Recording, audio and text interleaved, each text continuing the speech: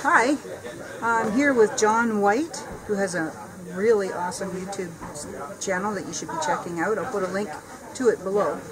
But John is pretty famous around these here parts. And infamous. Yeah, infamous.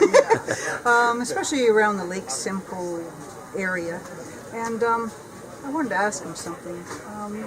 How do you think that the state of the bait fish is, like the food chain wise? I can't remember the actual terminology. The food web. The food web, right. Thank you, yes. So, I mean, we have pretty diverse fish population in Lake Simcoe, and we have pretty diverse food web as well. So depending on the species, it's pretty rich throughout all of the lake. Yeah.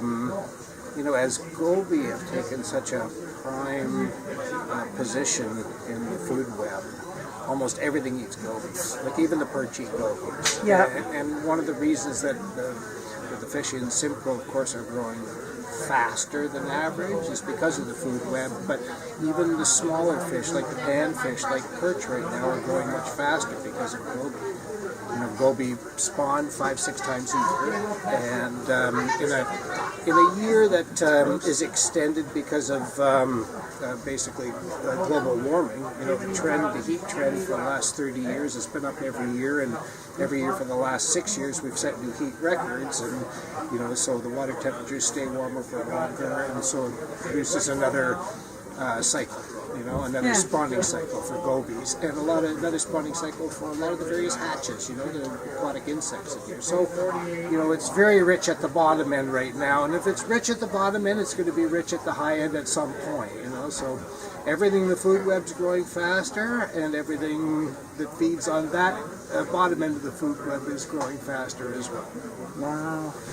So do you think there's a bit of an impact from different fish species eating a lot of smelts or cormorants or anything that's maybe... We don't know what the results of the cormorants are. I suspect it's a little bit more than we originally thought it was, particularly in the perch population. The smelt population, which disappeared 6-7 years ago, seems to be making its way back. A lot of the fall bass that we're getting now are spitting up smelt. We're seeing smelt in a lot of the shallower bays rather than those big balls we used to see out in the middle of the lake. We're starting to see them in the shallows and in a lot of the year classes as well. So it's not just we're getting smelts that are 4 or 5 inches long. We're seeing them 12 inches long. So there's some big smelt out there. And so I don't know what that comeback will mean. They're not a healthy fish for reproduction of lake trout. They don't have all of the various ingredients, if you will, to promote spawning, natural reproduction of lake trout. And so, it was no coincidence that the smelt had almost disappeared when the natural reproduction of trout stopped. So we had 2003 to 2005, we had this big boom of trout and natural reproduction, which is the first time we've had in 30 years. All of a sudden out of the blue for no apparent reason. And we think that has something to do with maybe the cisco coming back. We don't know. And then we had some reproduction 2005, another little blurb in 2010, but other than that, it's been very, very, very low, and it might have something to do with their diet, or it may have nothing to do with their diet. There's really no way of telling.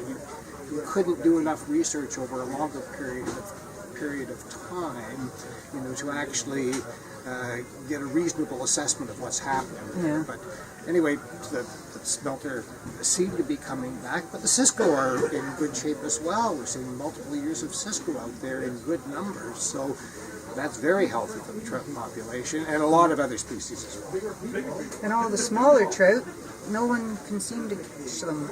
No, there doesn't seem to be a lot of small trout, and that's the problem. Unless they're down deep or something.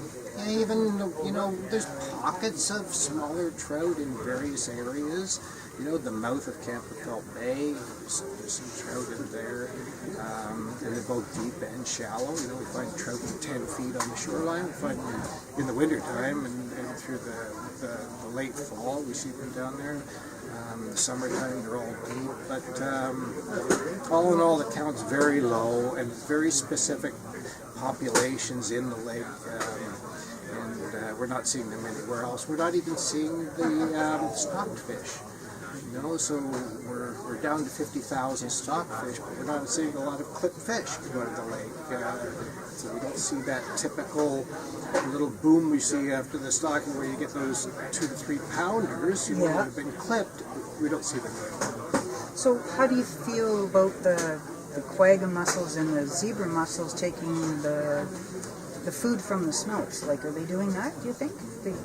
Well, they don't necessarily take the food from the smelt. They do take it from the young of year smelt and smaller bait fish. But basically, they're filtering the lake. Yeah. But there is an equilibrium to it and a self-governing effect to it, and the lake's very resilient. So, for instance, the zebra mussels, now quagga mussels, have made the water that much clearer. At the same time, now we have much deeper weed growth, so more of the lake is green and it's producing food. So it's taken away from one part of the lake, but added to another part of the lake. So it's balanced. That's awesome. So there's good news in our future, maybe. Yeah, there's just no way of predicting it, so we try to monitor it. Of course, we have 150,000 unique visitors on the Lake Simcoe message board, so we get a pretty good feel for what's happening on the lake all the time. And the ebb and flow of information and opinions never ends. Yeah, quit trolling, guys. And a lot of it's very good information from very experienced anglers, very knowledgeable people. Yeah. And so from that you can kind of filter out what's real and what's not. And so at this point, we don't see any emergencies in the lake right now, but we have a larger perch population that seems to be depleted in many areas of the lake right now. So we're considering proposing a reduction in perch from 50 to 25 for a sport. Makes sense. Yeah. Makes sense. And if anything, it'll just take away the final abuses where people are packing freezers or taking coolers away and things of that nature. Yeah. We still see by far now, the majority of whitefish that are caught are natural to the lake. In fact, out of hundreds of fish that we caught last year, I think we caught 5 or 6 that had been clipped on. Just don't see any more clipped fish. We're seeing a ton of beautiful natural fish. The lake has been under a lot of pressure because we've had good ice for a couple of years, and the whitefish population seems to be pretty resilient. And again, that self-governing effect. There's too many people fishing for them; they don't bite. True. Right? True. Their food web changes varies through the year. This year was a very difficult bite early in the year because we had a huge hatch, a red worm hatch in the lake, and so if you cut open a whitefish, the stomach contents are just going to be black, and of course that's all from the hatch. So they don't tend to eat anything else. They're just filtering all this, and so that's the effect of it, right? So there's a lot of more anglers, but they're not catching any fish. Well, it's really interesting talking to you. Thanks. And I appreciate the information. And guys, when you're trolling around on the internet, make sure you look up John Whyte's channel. As I say, I'll put a link to the description in the description below for his channel. And check it out, because he's got some amazing footage and really good documentary type things to say on there. So anyway, thanks again. Thanks, Chrissy. Okay.